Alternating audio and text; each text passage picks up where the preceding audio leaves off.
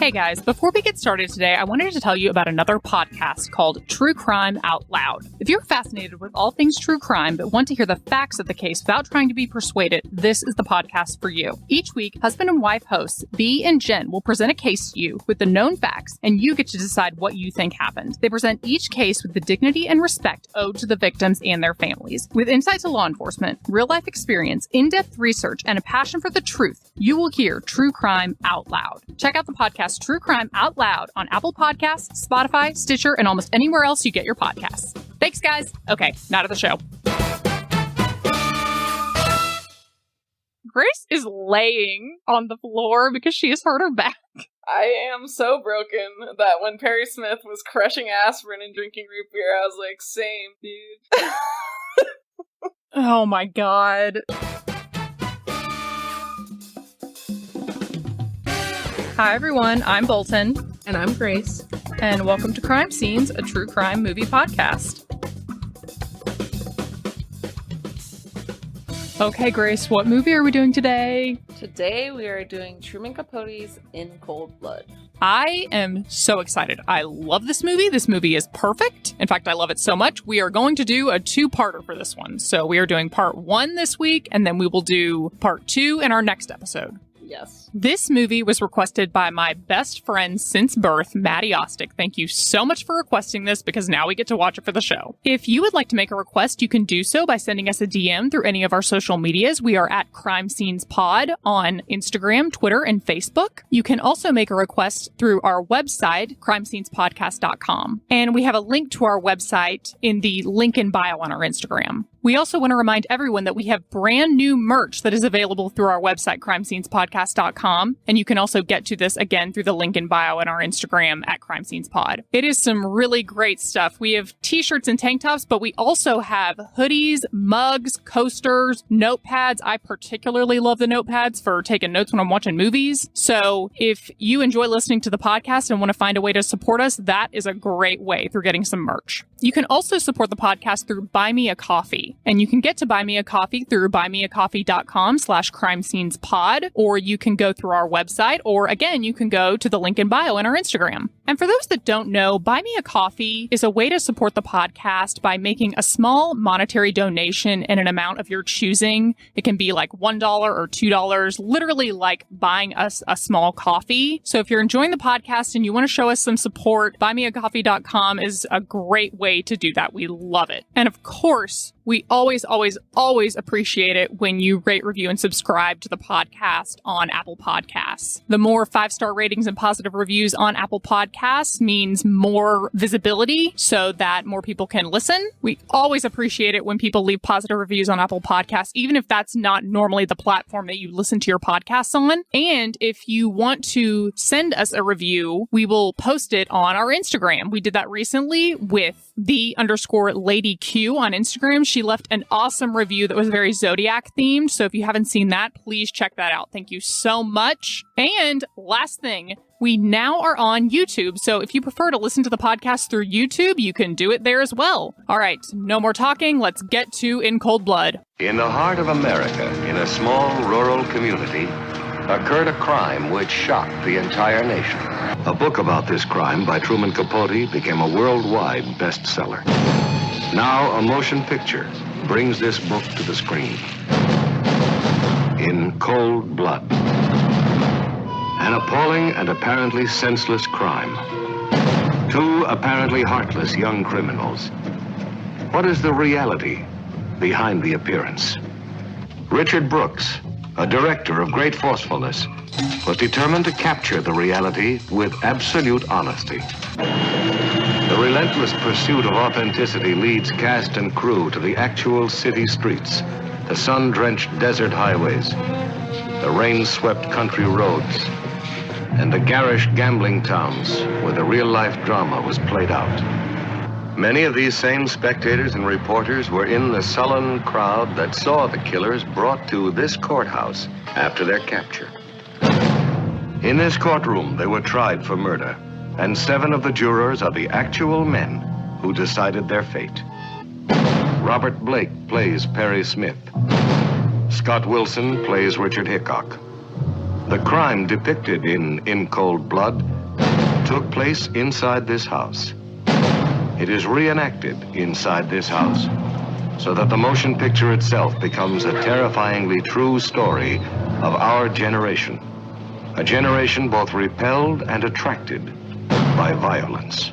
God, I just want to apologize to all movies in the 60s for how bad the trailers were. They just make you not want to go see anything. I cannot stand them. Anyway, this movie is available to rent for $3.99 on YouTube TV, Google Play, Apple TV Plus, Vudu, and Amazon Prime Video. And it is definitely worth the rent. It's a great movie. It's even worth the buy. I actually bought it because I'm probably going to watch it again. The movie is starring Robert Blake as Perry Smith and Scott Wilson as Richard Dick Hickock. It was directed and written for the screen by Richard Brooks. It is based on the nonfiction novel of the same name written by Truman Capote, detailing the 1959 murders of 4 members of the Clutter family in the small farming community of Holcomb, Kansas. Sources for this episode include the film itself, In Cold Blood, made in 1967, the book In Cold Blood by Truman Capote, which was published in 1966. I also watched a documentary series called Cold-Blooded: The Clutter Family Murders, which was made in 2017, and I watched that on Amazon Prime Video. I believe you can also get it through AMC Plus. I think that's where the documentary was made. And that's it for me. What about you? Did you have any other sources? I found some good articles. I found some New York Times articles, and then one that was really good was from Criterion.com. So I found a lot of information through that.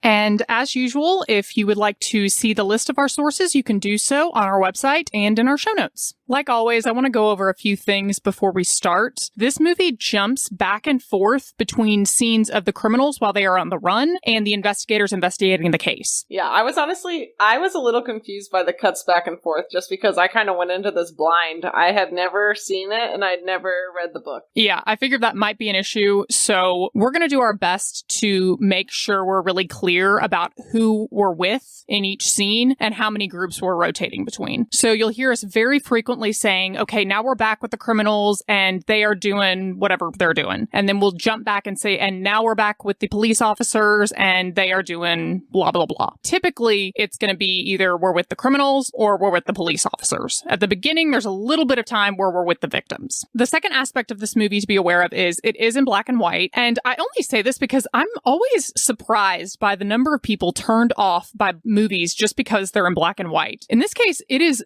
perfect. It's a great use of lighting to transition from all these different scenes back and forth. It is really beautiful. And it was actually a choice by Brooks to make it in black and white. Like, they could have done it in color, but for the purpose of portraying the film as they wanted to portray it, they chose to do it in black and white. And like you said, it really works. And actually, Bonnie and Clyde was made the same year as this movie. And I personally prefer the black and white movies of this time to the color. I think at that time, the color was very washed out. I don't think the technology was at its full potential, so I really prefer the black and whites. So don't let that be a turnoff for you. It's actually one of the best parts of the movie. I also wanted to point out, and it might be obvious at this point, that like our last movie that we watched, we know who the criminals are, who the murderers are in this movie. We know that it is Dick and Perry.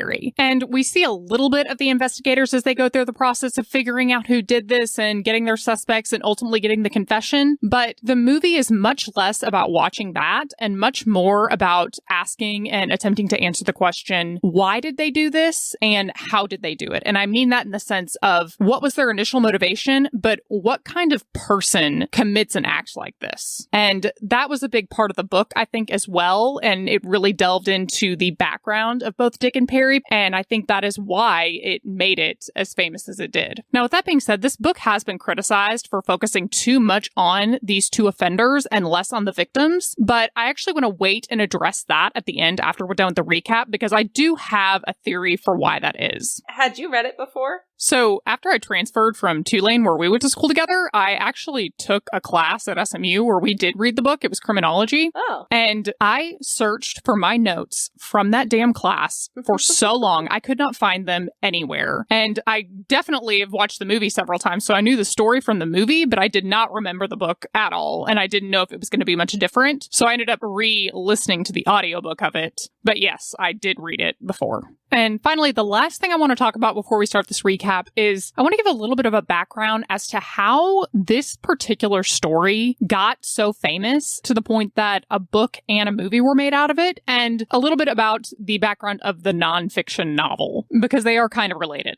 The murder of the Clutter family was not national news initially. These murders happened in the tiny, tiny unincorporated town of Holcomb, Kansas, where the population at the time was 270 people. And the Clutter family was really just a typical family. There was no reason for the media to single this tragedy out over any other that was going on. And it probably wouldn't have been brought to the national spotlight if it wasn't for Truman Capote. Around the same time that the Clutter family murders happened in November of 1959, Capote was just flipping through the New York Times, and he found in the back pages a little bitty article that referenced the murder of the Clutter family. And he became so fascinated with this story that he ultimately decided that it was going to be his next writing project. So he took his good friend, Harper Lee, who you may know as the author of To Kill a Mockingbird, and they went down to Holcomb, Kansas, and stayed there for quite a while. And they got to know various townspeople, along with the police, and even the defendants, as Capote continued to gather information. Now, initially, Capote published a 4-part series also titled In Cold Blood in the New Yorker, and this is how the story came to be nationally known. This series would be finished through the publication of his novel, which is the novel In Cold Blood that the movie is based on. And the genre that both the series published in the New Yorker and the novel that Capote would eventually publish fell under the nonfiction novel. And the stylization of that is basically, it is based on a true story. The information did happen, but it's written in a way that you get the narrative of a novel. So, for example, police might tell Capote about certain things they did during their investigation, and Capote would write it as though he were this omnipresent voice that was at the scene. And this stylization made for a more interesting read. And Capote is frequently credited as being the first person to write a nonfiction novel and utilize this genre. He really wasn't the first person, but it was one of the first uses of the genre to become so well known. Did you read I'll Be Gone in the Dark?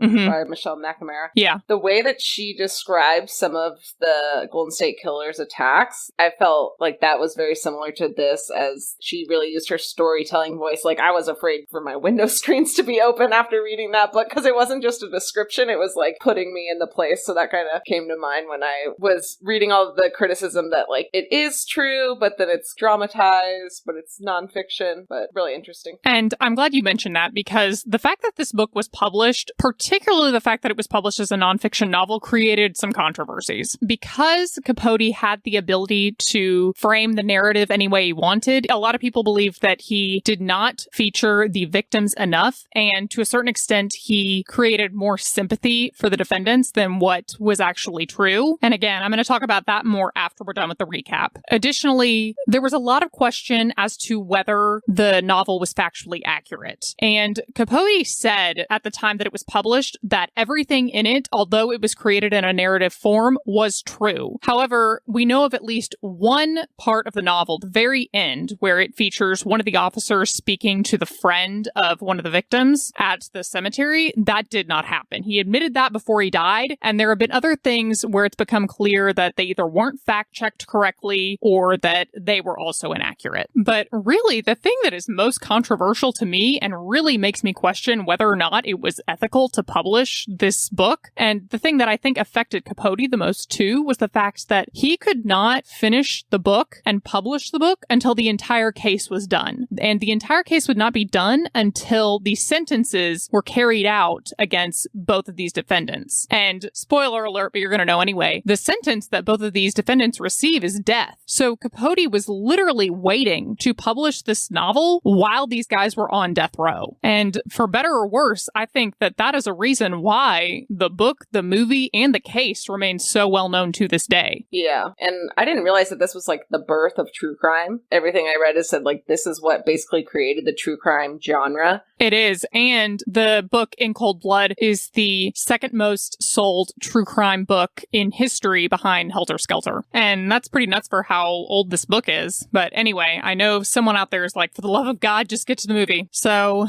without any further ado, Let's get started. So the movie starts and there's just no nonsense with what this is about. There is no on-screen text. We just get a bus coming towards us, and as it gets closer, we see the title screen. It says Truman Capote's In Cold Blood. And even the fact that they put Truman Capote's In Cold Blood, not just In Cold Blood, just speaks to the fact that people were waiting for that book to be published and waiting for this movie to be made. So we see this bus and we see that it's going to Kansas City. And here's the first use of the lighting that's really cool is it's very dark inside this bus. And we see this guy's shoe is just in the light and we're seeing the bottom of his shoe. And then we see that he lights a cigarette and we can't see anything else except as he brings that light to his mouth to light the cigarette, we see his face. This is going to be our introduction to one of our murderers. This is Perry Smith. And then he blows that match out and it immediately goes black again. Then as the light comes back on, we are seeing that the light is coming through as if it is light coming through a window in like a little house. And when we see that, we see a guy, and at first I thought he was lying down, but he's actually just kind of squatting down by this little chest. And inside the chest is a 12-gauge shotgun. And he's kind of just staring at it. It's not like he's planning on doing anything with it, but he's just looking at it very intently. And this staring contest with the gun breaks off when we hear someone outside of wherever this guy is coughing really badly. And that's what breaks us to the next scene. We see this guy coming out of what is apparently a very small little house or a shed, and he's going to help an older man that's coughing his lungs out outside of this little house. Pa?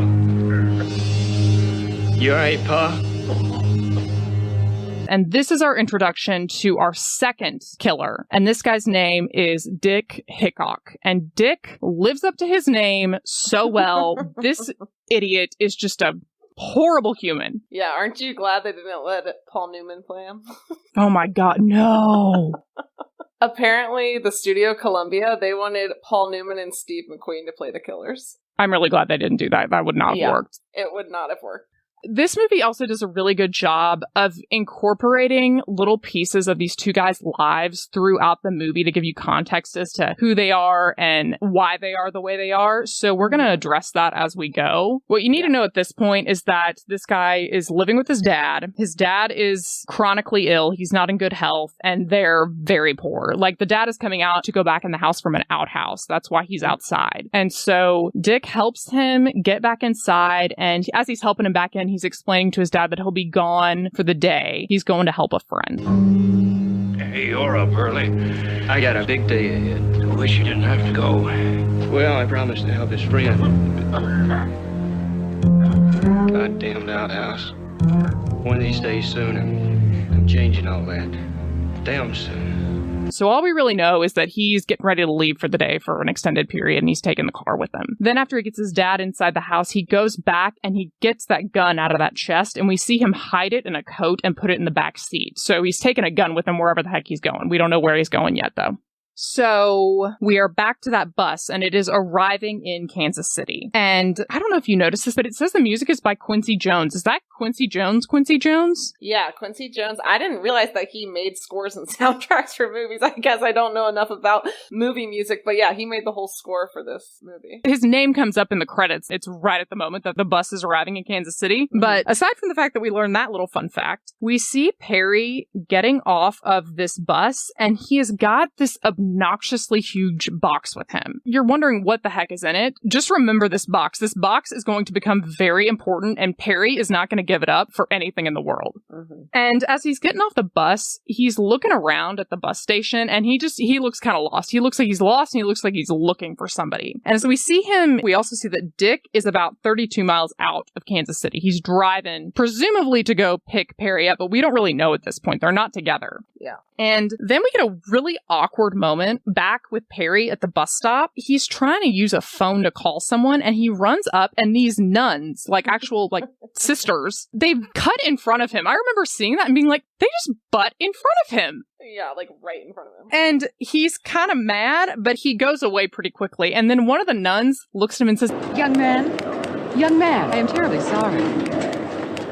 But she clearly has no plans to let him use the phone. She's just apologizing like she wants a medal. Yeah. And he just kind of is like, yeah, whatever, and walks away. So number one, I was like, let him use the phone. But number two, his reaction is very awkward. Like, he does not want to talk to her. He does not want to interact with her. And we're going to learn more about why. He's got a specific aversion to nuns and religion that is going to be explained to us later. But this is just a hint of that and how he does not like that. Yeah. And then doesn't he try to use a second phone, and there's a service member in uniform who like gets to it right before him. So then he's like, oh, I don't get that phone either. Yeah, and I think number one, we get that hint about the nuns, but number two, he's kind of out of place. And this might be me watching the movie too many times and getting too into it, but I initially also kind of took that as clearly it was not fair. The nun just cut in front of him. Yeah. And she apologizes, saying, I'm sorry, but in no way does she plan to help him or rectify the situation. It's like a metaphor for his and Dick's whole life. Yeah. These terrible things happened to them from childhood, and they were put in these awful situations, and people feel bad for them, but at no point was anybody going to help them get out of that situation, and look what ends up happening, sort of. Yeah, exactly. So that could be me thinking into that too much, or maybe that's an actual thing. I don't know. So then, after he cannot get a phone to save his life, he gets a root beer and some aspirin. Ma'am, can I have a root beer? Anything else to go with that? Some aspirins, please. And they'll talk about this later, but you're going to notice that he is constantly chewing on aspirin and drinking it with soda. And as he does that, he takes a letter out from his jacket, and we hear it being read out loud to us. Friend P.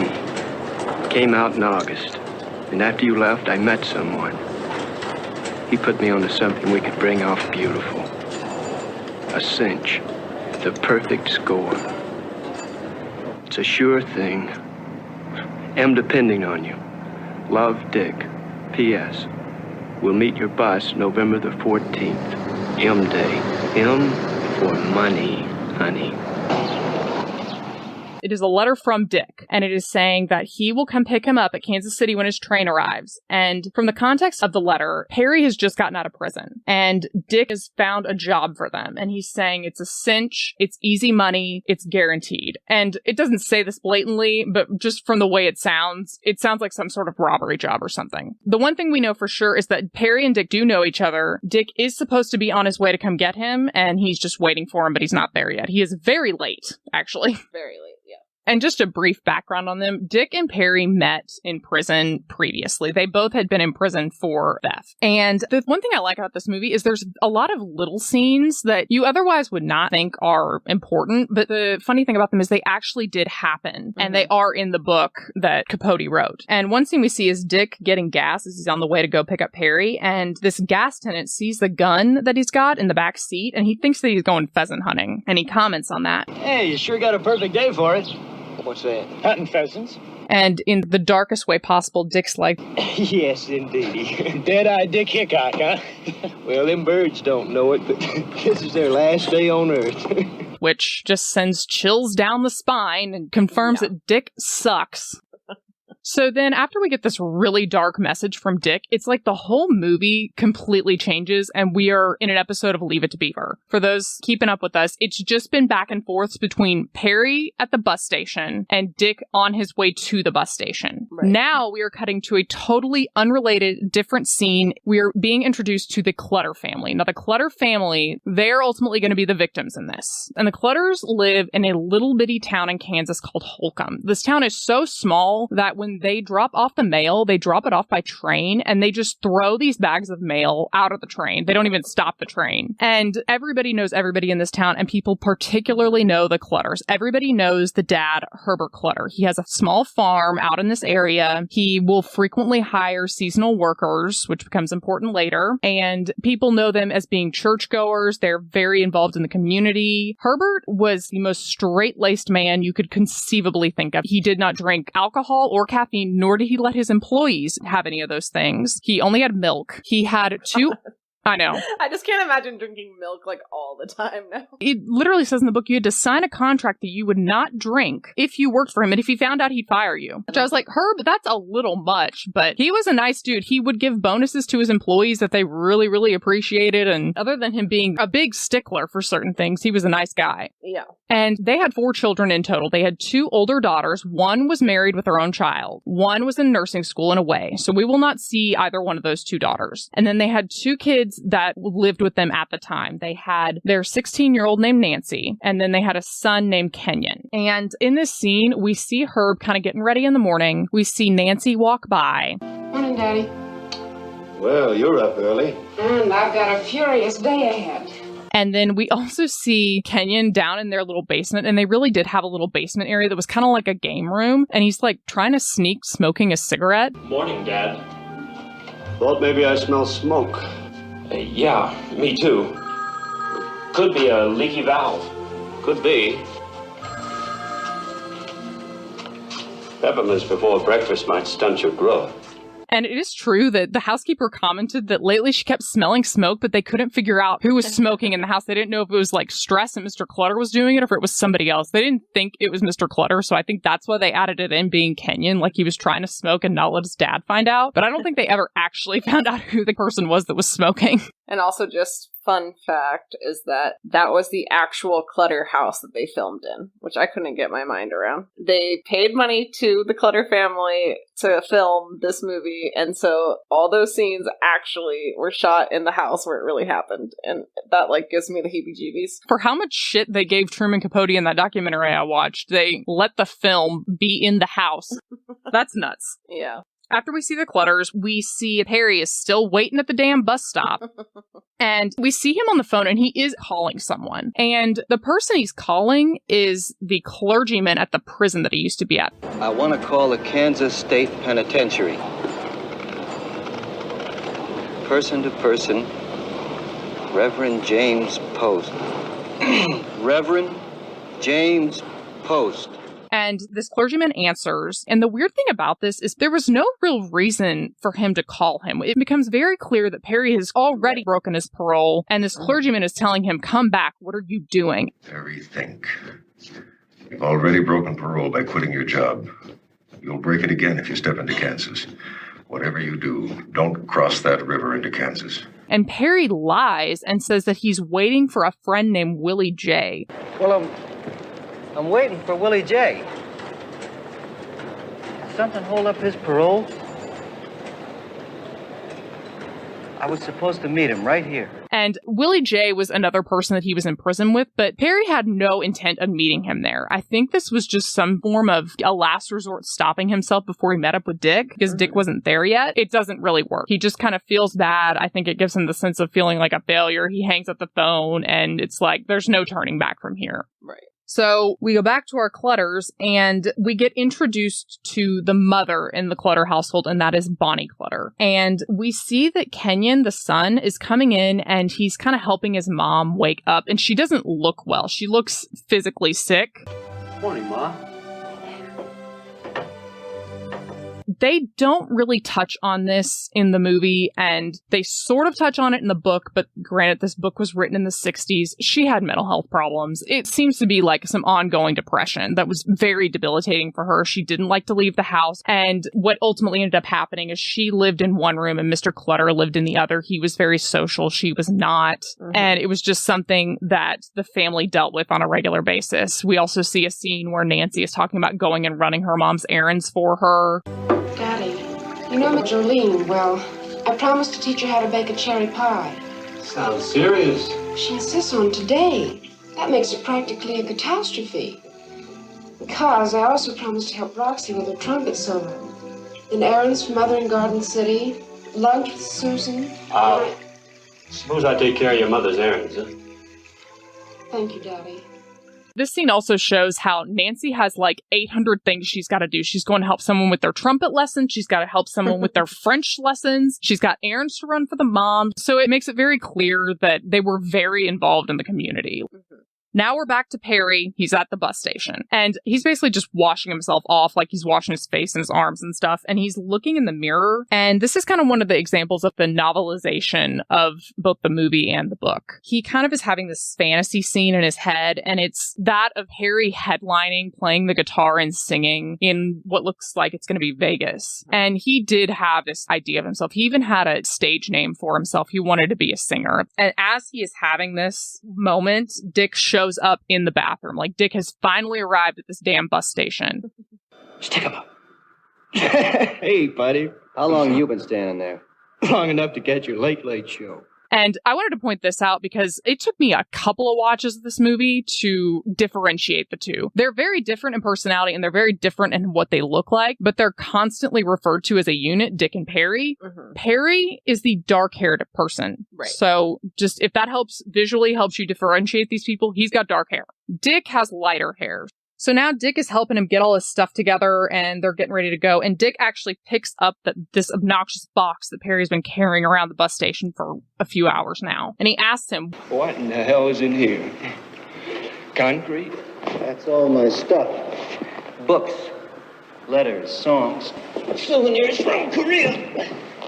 and Perry explains it's a bunch of memorabilia. It's got stuff from when he was in the war in Korea, and he was in the military and he did serve in Korea. It's got some music that he has. It's got some books that he has. And Perry did read a lot and just various things that he does not want to give up. He also talks about how he has got their, quote, ticket to fame and fortune, and it's in the form of a map in Mexico. It's supposed to be a treasure map. And our ticket to fame and fortune. I got a secret map in here that's going to lead us straight to the sunken treasure of Captain Cortez. $60 million in Spanish gold off the coast of Mexico. So that's why that map's so friggin' heavy.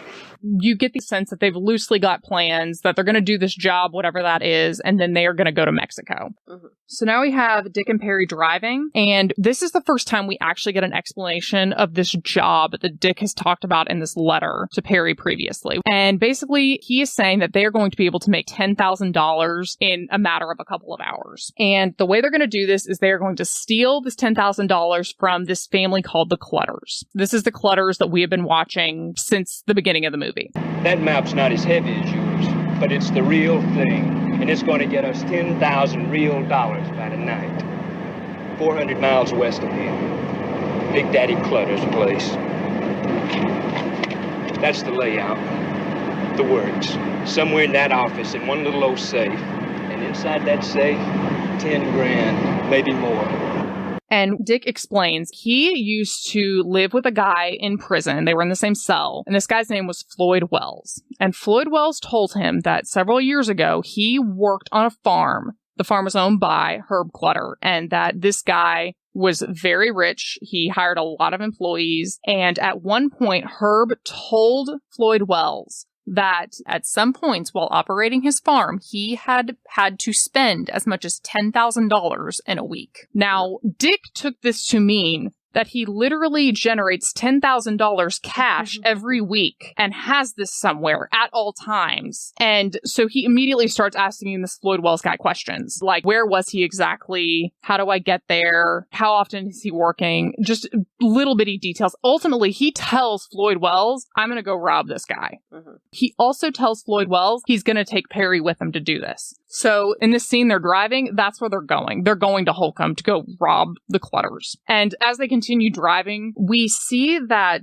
Dick is driving like a maniac and Perry is getting real stressed out about it. And we start to get another flashback for him, and it's showing him crashing a motorcycle. And this really did happen. So the story with Perry and his background is he got in a really bad motorcycle accident and he ultimately spent a ton of time in the hospital. And we see that he's having anxiety as he's having this flashback, and he starts to reach for some more aspirin and starts chewing on it. And apparently the idea of an aspirin junkie or like somehow numbing out on this aspirin, it must have had something different in it other than just aspirin at the time, because Dick literally calls him out and is like, what are you doing?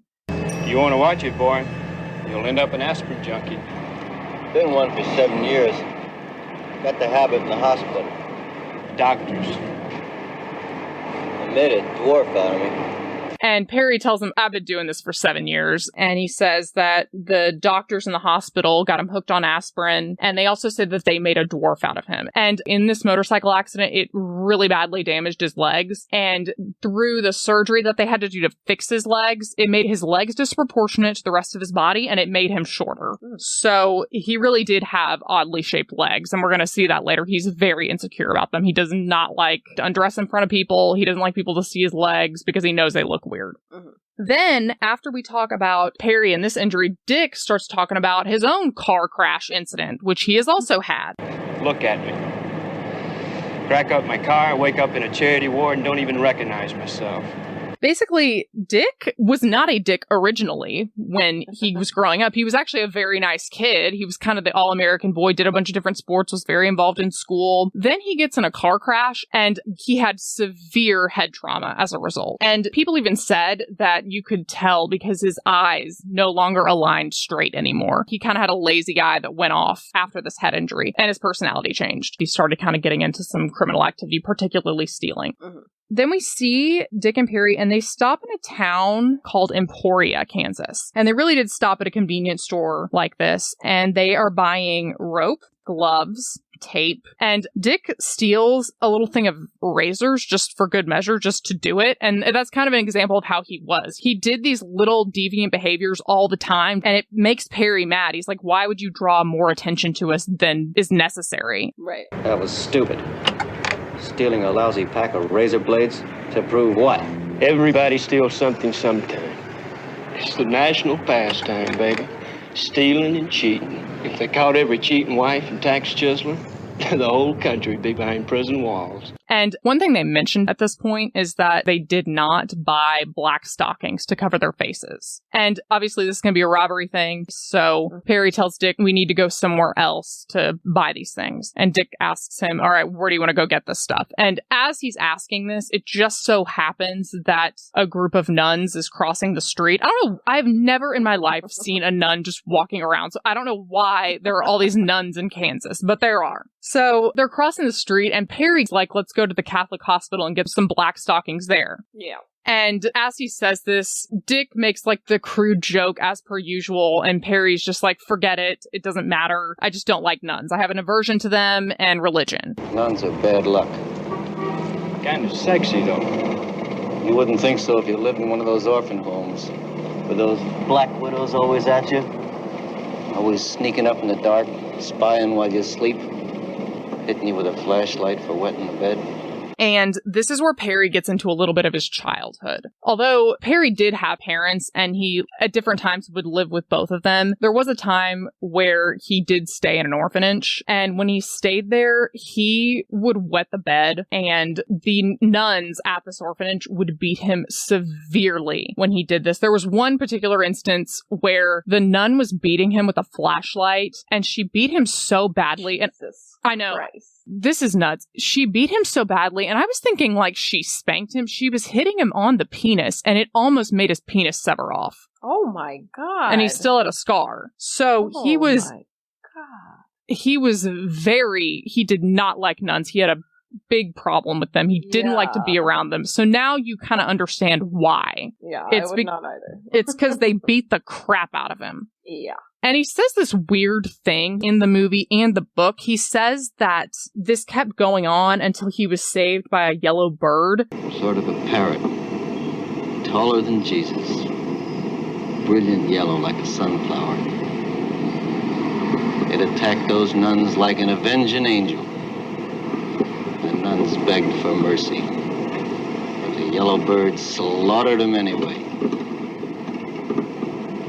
Bird folded me in its wings, lifted me up to paradise. I had no clue what this meant. I was so confused, and I had kept Googling. It's this weird symbolism. The yellow bird is supposed to symbolize someone saving him. It's kind of his way of having a religion, since he has such an aversion to more traditional religion like Catholicism. I don't know if he actually said that, but this conversation about nuns and about Perry and his experience with nuns, the whole purpose of it originated from them needing black stockings to cover their faces. And Dick kind of brings it back around and says, you know what? Forget it. We don't even need black stockings. It doesn't matter because we are not leaving any witnesses at this job.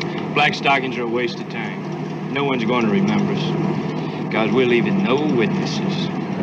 Now, there's 4 people in the house, and if there's no witnesses, what's going to happen to them? So this is just a terrible foreshadowing that this is not good. Right. So now we're back to the Clutters, and we're actually with Nancy, the daughter. And she's got a friend that is inviting her to come over and spend the night that night. It's a Saturday. And Nancy almost goes, but then she says, oh, I can't. Her boyfriend, Bobby, was coming over that night to watch TV with her. How about staying at our place tonight? Frozen stiff TV dinners on trays.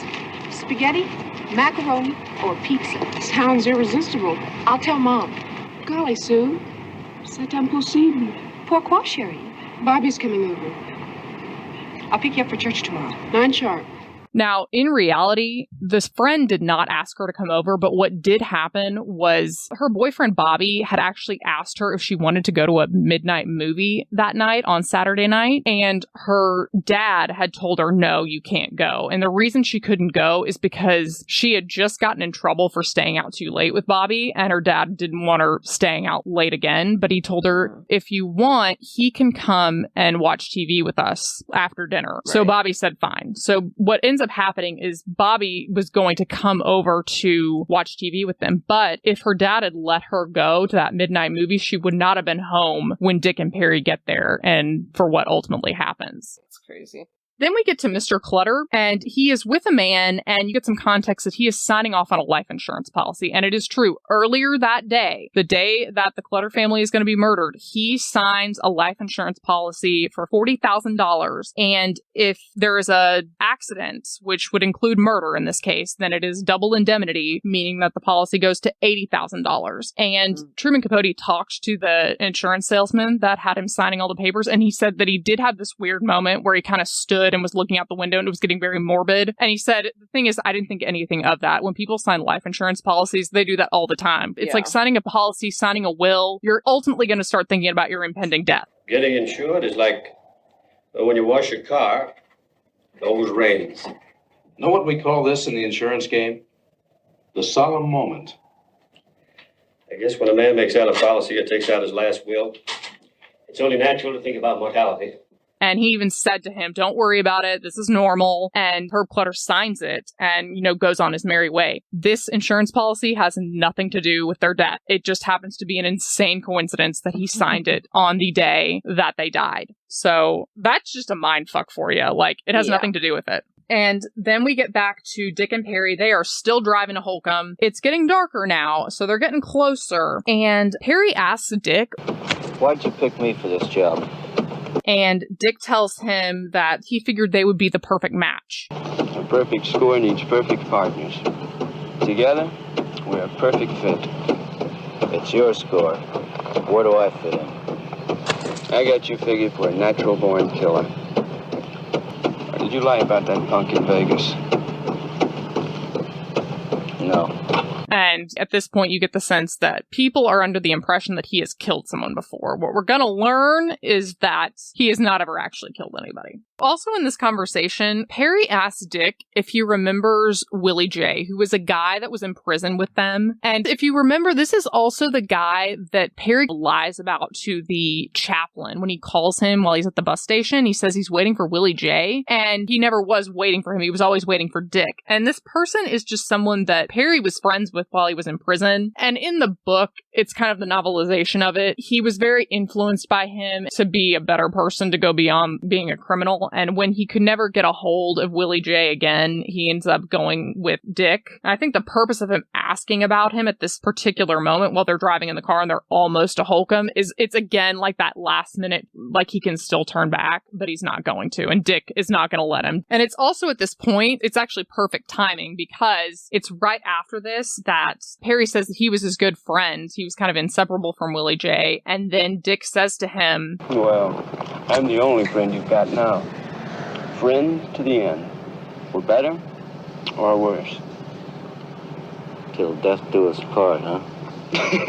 All we need is a ring, sugar. And he's kind of joking at the time, but what they don't realize yet is they literally are never going to part until they die, for better or worse. So now it's way in the evening and we're back to the Clutters, and Nancy's boyfriend Bobby has come over to watch TV. And like I said earlier, they had originally had plans to possibly go out, but Herb Clutter had told them no, but you can come over and watch TV with us. And he does. He was there from like 5:30 to 10:30. He was there a long time. And Bobby is ultimately going to be the last person that sees them alive. So after Bobby comes in, we're back to Dick and Perry again. And we have Perry, and he's kind of strumming his guitar. They're still driving. They're still in the car. They're on their way to Holcomb. And as he's strumming the guitar, we get a flashback of Perry with his family. And this is when he's really, really young. And it's almost like he's remembering the good times from his family before shit gets really bad. Yeah. It shows his mom and his dad, and they're on a rodeo circuit. Both of his parents worked in this rodeo circuit. His mom rode bucking broncs. His mom was actually Cherokee. She was Native American, and his dad was Irish. Mm-hmm. And when he was younger, they got along really well, and it shows them as being this happy family together. Right. This is not going to last. And it's kind of like this little fantasy he's having of driving off with Dick, and they're going to go to Mexico after they do this one job is not going to last either. Yeah. And he's remembering the good times with his family. It kind of is reminiscent of how he himself wants a family. And he tells Truman Capote this. He wanted a family. He just wanted a normal life. And he looks over to Dick and he asks him, How does it feel? What? Being a father. what's it like being a father? Mm-hmm. And it is true. Dick is a dad. He's got 2 kids. He's the worst. He is the worst. He's so the worst. Dick like doesn't even answer. He's like, what do you mean? Your kids, you love them? I'm their father, ain't I? I didn't ask were you their goddamn father. I asked, did you love them? I'm crazy about them. And Perry asked them, why did you leave them? Because they're obviously not here. And Dick's like, I didn't leave them. I left their moms. And we get a little bit of some information about Dick and his family life. There was this piece of tail. Nothing serious, just a quickie in the back seat. She blew the whistle on me. Said I knocked her up. That's how I got to be a 2-time loser. You ditched the kids for her. Jesus, baby, I had to do the right thing by her, didn't I? Dick was married to one woman, and they did have a child. He cheats on this woman and has a baby with another woman. And in his reasoning to Perry, he's like, well, I had to do right by this second woman, so I left my wife and child to go to these people. That also does not last, because then he leaves second woman and child, and now none of them know where he is. Right. So Dick is the worst. I hate Dick. Is the worst. I just have piece of shit written on my notes. Yeah. Like, I don't know how they came together. They're so different. Dick is the worst. Perry just keeps putting himself in bad situations. And you're like, why, Perry? Get out of this while you can. Yeah.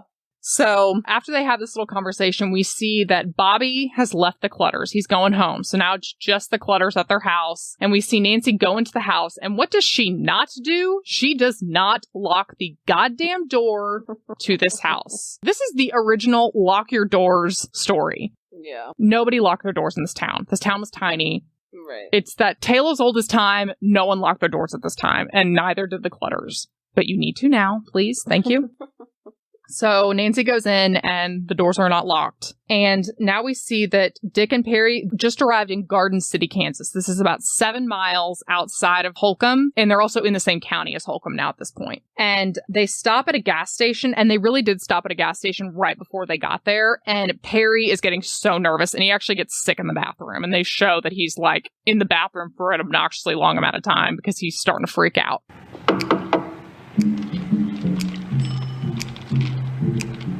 Want some candy? No.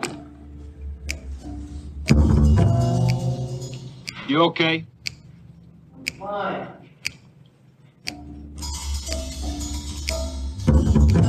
Coming?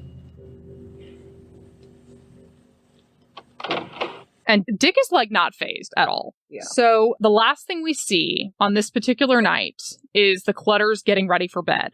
And you're watching the Clutters, and you're watching Nancy specifically through her window. It's almost like you're looking inside the house. And you see her turn out her light, and the whole screen goes dark. And then as the light starts coming back into the scene, you now realize you are inside the Clutter home in their kitchen, and it's the next morning. And the camera is slowly moving through the house, and you hear the doorbell ringing like an obnoxious amount of time. Someone's ringing the doorbell, and no one's answering. Nothing is moving in the house. And you see 2 girls that are coming into the house with an adult man. Maybe they're still asleep.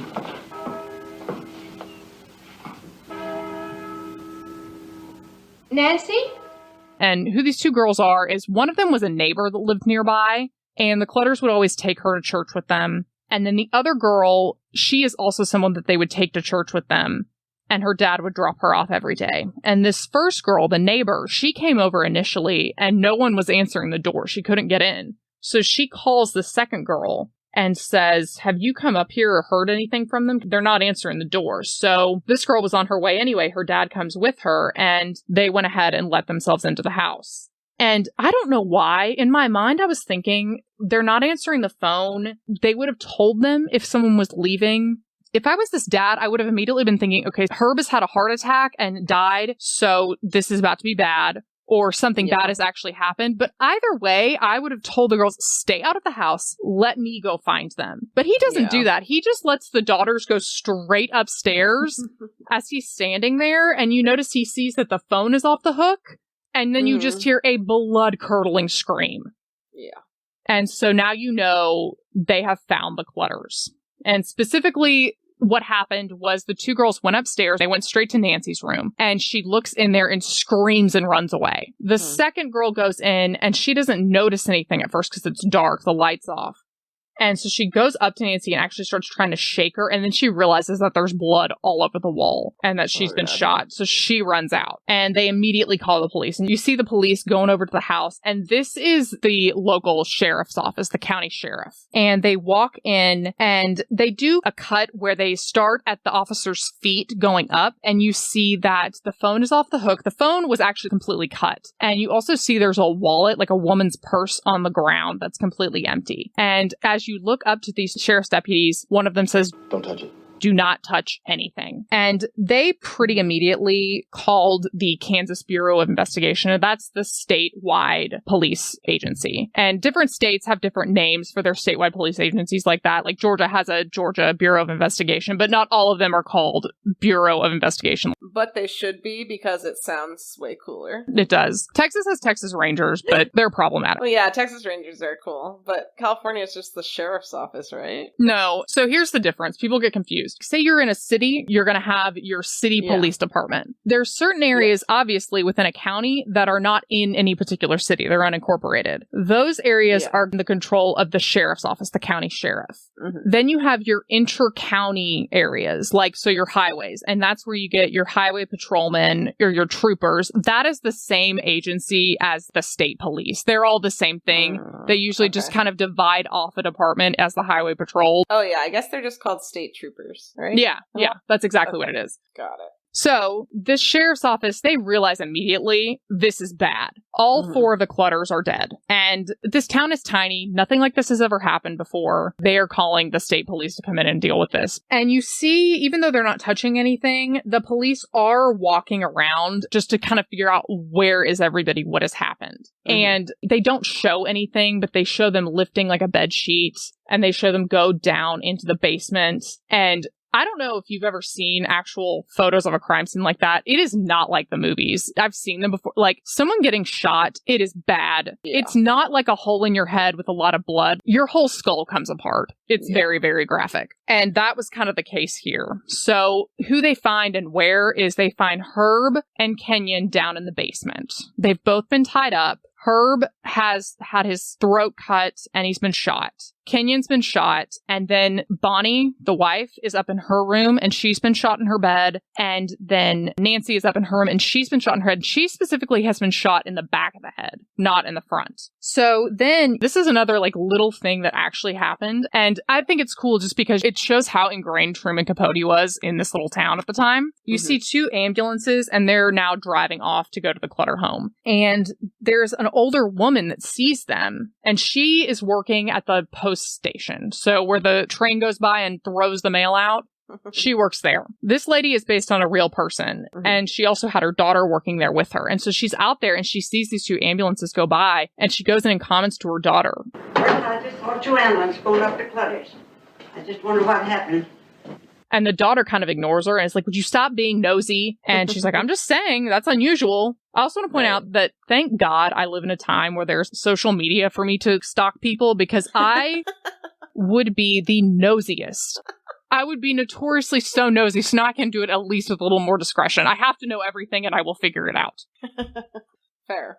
So, we get back to the Clutter house where this crime scene is, and they're going through it. They're just trying to figure out what do they see, what's going on. And you get a couple of visuals that are important. You're going to see that there is a footprint down in the basement by where Mr. Clutter was found. And you will notice that the shape and style at the bottom of this footprint, you've seen it before. It's the boot style that you saw at the very beginning of the movie when Perry was on that bus with his feet up. It's the same thing. And then we get a new shot, and it is at Dick's house, the house that he lives at with his father. And Dick's father is watching the news, and we are getting information through the news as well. And basically what we've learned is that the sheriff's office has called in the KBI to handle this investigation. And we learn that the head of the KBI has assigned 4 main investigators to this case. The sheriff placed an urgent call to the Kansas Bureau of Investigation. In Topeka, Logan Sanford, KBI chief, assigned 4 men to the Clutter case. They are Agents Dewey, Nye, Dunce, and Church. The first one is Al Dewey. Al Dewey is going to be in charge. And he, in real life, was the person that became closest with Truman Capote and is the reason Truman Capote got as much information as he did about this case while it was going on. Then we have Harold Nye. Then we have Clarence Dunce, and then we have Roy Church. They all will come up at different points, but the main 2 ones that we see mostly for the rest of the movie is going to be Al Dewey and Harold Nye. Yeah. You also will notice that you see Dick, and he's eating like a madman. Like, he even says, I'm so hungry, I can't stop. And that really was something that Perry pointed out after they committed these murders. He said he had never seen someone eat so much. It was like Dick's way of processing what just happened. So I thought that was kind of weird. I think it's just weird how the body reacted that way. Yeah, it is weird. So now we're going to go to our first scene with some of our investigators, and they are in the Clutter house. And we see Al Dewey and Roy Church first, and Al Dewey is holding the rope that they had, and they're talking about how they all were tied up with the same rope, and they all were tied up with the pretty common square knot. We're all 4 tied with the same cord?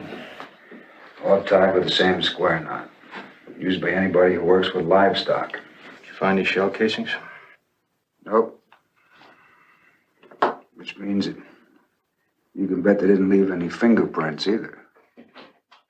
Basically, everything that they have found is so common that everybody has it, and you can't differentiate it from anybody else. For example, having that type of rope and the square knot. Right. And they don't have anything specific to one person. Then we see that they've brought the housekeeper in. This is the housekeeper. Thank you for coming.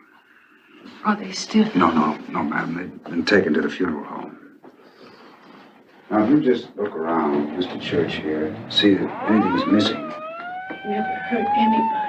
And they're asking the housekeeper, can you please point out anything that's different? Or does it look like anything's taken? They're trying to figure out who did this and why. And that's a big thing that they keep emphasizing at this point in the movie. Why did somebody do this? Because they don't know who, but they're thinking if they knew why, then maybe they can figure out who it is. And she's saying they didn't have any enemies, so she can't understand why somebody would have done this. And then we go down into the basement. And down in the basement, Harold Nye, another one of our investigators, he is down there and he's cutting up a piece of that floor area where we have that big footprint that Perry left. And as he's doing that, he is talking to the local police chief. And he's basically asking him, did Herb Clutter leave cash around or something? Again, trying to figure out, why did somebody do this? Was this a robbery? What was this? Right. And the chief kind of laughs and says, The old Kansas myth. Every farmer with a good spread's supposed to have a hidden black box somewhere filled with money. No. Herb paid everything by check, even a $2 haircut. Herb Clutter was obnoxious about not having cash. He paid everything with a check. Which is just so infuriating. Literally everybody in this town knew that Herb Clutter paid for everything in checks. Except for Perry and Dick, who come into town. Yeah, they counted up how much money was missing. It was $43, and it was from the wallet on the ground in the kitchen. Sorry, I'm yelling. But it's so aggravating. Like, yeah. They killed these people for no reason! I'm gonna have to go the volume down, sorry.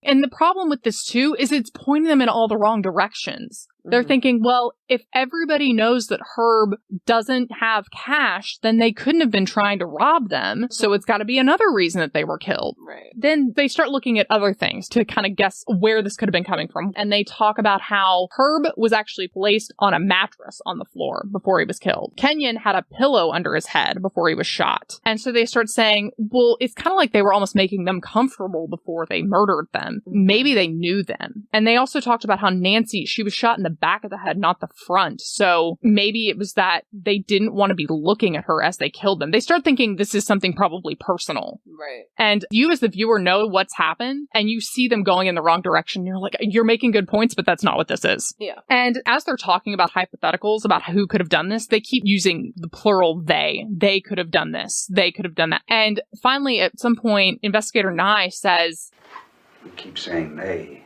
It could have been one man. We don't know it's two people. It could just be one person. It could be one crazy person. And that's true. At this point, they don't know how many people are involved. And we finally get confirmation in the next scene that it had to have been at least two people. And that is when they are back at the KBI station. And they are looking back at scenes of the crime that have been taken, photos. And they're looking specifically at the pictures of the boot print. Perry's boot print that was found by Mr. Clutter. This picture was taken with a time exposure.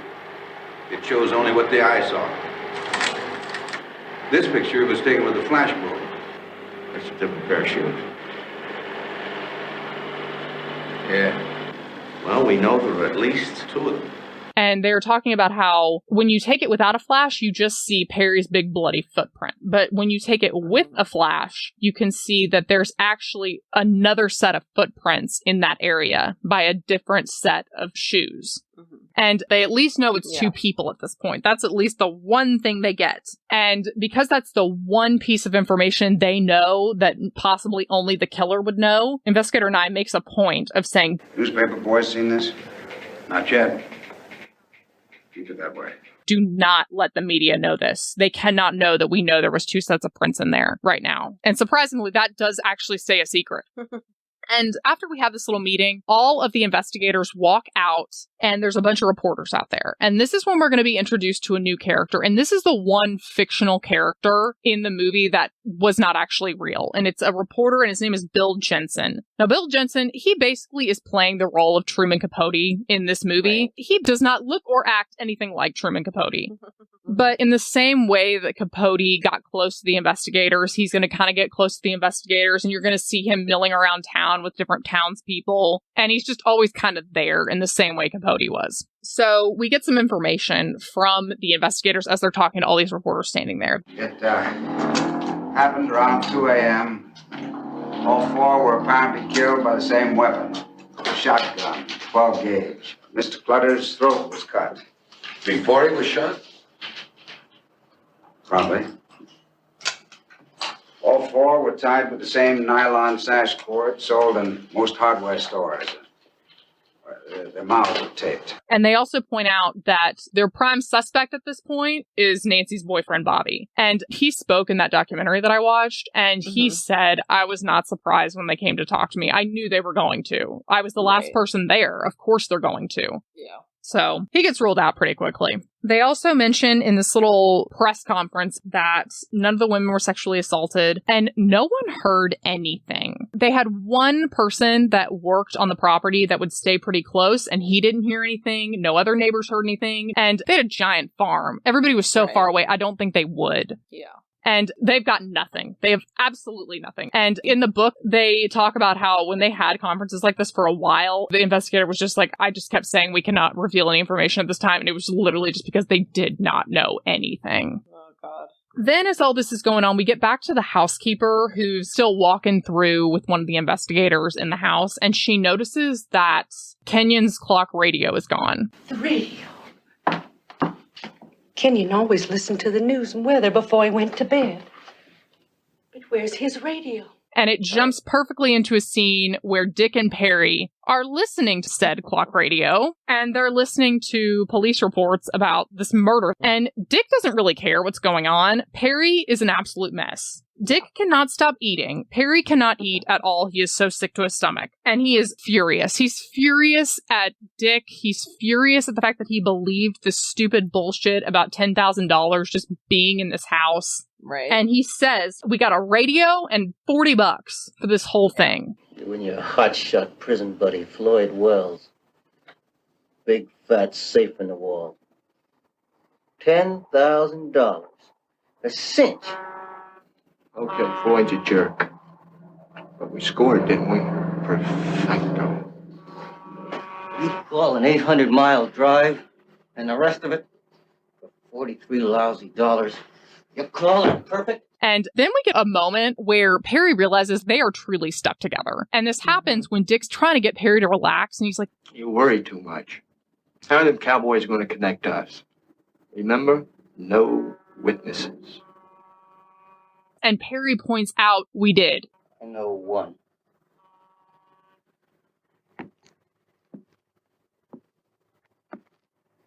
You're a witness. You and I are both witnesses. One of us could turn on the other at any point. If we separate and one of us gets caught, the other one's going down too. So they are truly, if they don't want to get caught, they are stuck together. And they kind of are talking about how their next step is that they're going to be going to Mexico. And Dick is pretty disinterested in this and goes off to do his own thing. Meanwhile, Perry stays and he keeps listening to this radio. And one thing that the radio is telling him and telling us, the viewer, is that the town is pretty invested in what happened to the Clutters. And it is actually a local newspaper, the Hutchinson News, that's offering a reward to anybody that has any information on the Clutter murder. Officers investigating the tragic slaying have appealed to the public for help in solving the crime. A Kansas paper, the Hutchinson News, has offered a reward for any information leading to the capture and conviction of the person or persons guilty of the Clutter murders. A reward of $1,000. And as we are hearing the radio say this, the scene changes. The radio stays on, but we now are in a prison where the radio is being played. And we see an inmate that comes up and he hears this information about the Clutter murder and that there is a reward. And we don't know who this is. And we're not going to find out right now, but this clearly has made his ears perk up like he might know something. So now, after this reward thing goes out, we get your classic, happens in every movie scene where the KBI is getting random tips from everywhere in the world just for this reward money. Yes, sir. Where are you calling from? Yeah? Go ahead. Who?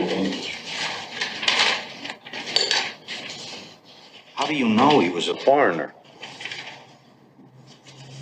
I see. Thank you very much, sir. Another tip? He says he saw a foreigner running. How does a foreigner run, anyway? They're getting so many tips, it's just overwhelming and it's not helpful. And Dewey just says, Mysterious stranger did it. Hired killers did it. Jealous neighbor did it. Seems like the only one didn't do it is the butler. And we now see Dick and Perry, and they have not left to go to Mexico yet, but they're getting ready to. And what they are doing to prepare for Mexico is they're going to a bunch of different places and buying stuff with checks and pawning it off and getting cash with the checks and saving up this money. Was that $192? And 70 cents. Would you care if I... No, never mind. No, please. Well, I could use a little loose change. I see. Suppose I just make this out for $280. And 70 cents, of course. Well, I suppose. Mr. Sharp, you're a brick. I did find something that said that the clerk who helps them, he was one of the real shop workers who encountered these criminals with their fake checks. That's nuts. They did film a lot of stuff in that area. So at this point, we see Al Dewey meet up with another one of his investigators, and they're going back to the Clutter house. And the reason they're going back to the Clutter house is somebody has said that they thought they saw someone over there. And they're trying to figure out, did somebody come back to the scene of the crime? And they see someone, it's a young man running away from the house. They stop him. Now, we, the viewer, know he's not the right person. Right. But this is the first potential lead they have. This guy that's been kind of wandering around the Clutter house. Then we get a local scene scene in Holcomb. And in the novel, this was a real moment that took place. And you'll notice that Bill Jensen, that reporter in the movie, he's kind of sitting around. He doesn't say anything in the scene, but he is there. And Al Dewey is there, and he's just trying to get some food. But some locals come up to him, and they're like, "Hey, Al, that prowler at the Clutter House, you get a confession out of him yet?" And he tells them, His confession proved he couldn't have done it. Escaped mental patient. He has nothing to do with this. He was a mental patient at the time the murder happened. He was in the mental hospital. He could not have been there. He just happened to come upon that house and was walking around there. And you see the tension between the townspeople and Al Dewey. Well, if he's the wrong one, why in the hell don't you find the right one? I've got a house full of women that are afraid to go to the toilet alone. And they not only were getting mad at Al Dewey, they were getting mad at the local sheriff, even though he wasn't even really in charge of the whole investigation at that point. And they were saying they weren't going to elect him next time. And it was actually this lady that owned that diner that had to tell them to be quiet, as she does in the movie as well. Gabby old women gassing away, scaring each other. Somebody with a grudge done it. Somebody who hated the Clutters, if you ask me. Nobody asked you. And it is while Dewey is at this cafe that he gets a phone call, and it's telling him to come back to the station because they finally have something that might be actually a lead. Tell Alvin it's a prisoner in Lansing. Get me a rap sheet on this man, please. You mentioned the Clutter case. He wouldn't say any more unless he was called out of the cell block. I have the warden on the other phone now. Might be a break. And what we learn is that there is an inmate in the state prison, and he's basically told one of the COs, one of the correctional officers, that he has information about this murder. And it's the prison that is called over to the KBI saying, we've got an inmate that says he's got information. He says he's not going to give any more until he's brought out of his cell because he wants time out of his cell, which why not? Yeah. So the KBI goes over and interviews this person, and this person is Floyd Wells. And if you remember, Floyd Wells was the person that shared a cell with Dick when Dick was in prison way back when, originally. And he is the person that told Dick about how he worked for Herb Clutter. Right. And we do not actually see the interview between the KBI investigators and Floyd Wells. We see all of the investigators sitting around a table listening to the recording of that interview that they had. I told him how I once worked for a farmer named Clutter. Did you work for him? Yes, sir, 10, 11 years ago. Dick wanted to know, was Mr. Clutter rich? And I said, well, sometimes it cost him $10,000 a week to run his operation. And after that, Dick never let up, just kept asking questions. And how many was in the family? Did Clutter keep us safe? And Dick said how he was going to rob the Clutter place, him and his buddy, and how he was going to kill all the witnesses. Floyd Wells is essentially telling them that he knew Dick in prison, that he told Dick that he worked for Herb, and it was after that point that Dick started asking Floyd Wells more information about Herb and where he lived and where his house was and how he could get in and stuff like that. And he also told the KBI about Perry and how Dick told Floyd Wells he had plans to try and find Herb's house and how he was going to bring Perry with him and they were going to leave no witnesses. They were going to kill everybody. So basically, he told him everything. Yeah, way to go, Dick. And investigator Dewey actually asked, why the hell did this guy not tell us sooner? Because it's been a while since that reward money came out. And the answer is that he was afraid of what other prisoners might do if he became a snitch. And the other thing is he was afraid that somehow he could be culpable in all this because Dick told him this is what he was going to do. And he did give him this information. But at the time he gave him the information, first of all, they weren't talking about doing a job together. And he wasn't trying to help him do a job. They were literally just talking about work they've gotten in the past. So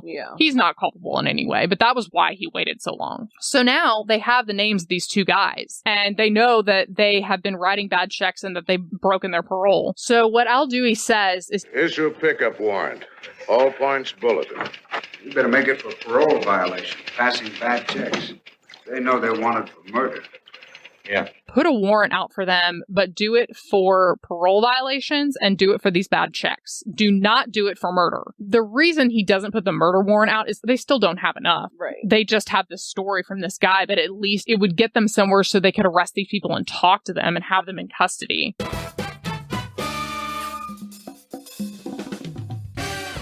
Okay, guys, we are going to stop part 1 of our recap of In Cold Blood here. We will start up at this point in our part 2 recap episode, which will be released on Monday, May 24th. And I know that's just a little bit over a week for a release date between episodes, and what we're trying to do is adjust our podcast schedules so that we are releasing our main episodes, our recap episodes, every other Monday, starting on May 24th. And for those off weeks, we are going to start releasing minisodes. We've released 1 so far, and the minisodes are a much more casual conversation between Grace and I. The way we're making these minisodes is the Friday immediately after the release of our main episodes, we are doing an Instagram Live where we have a conversation about our instant take on the movies we just recapped and get into some other facts that we didn't address during the main episode, along with some trivia and fun facts. Then we're recording that conversation and we are releasing it on the podcast feed the following Monday. So you're getting something every week. It's just going to be main episodes every other week and then minisodes every other week. So be on the lookout for those and let us know what you think.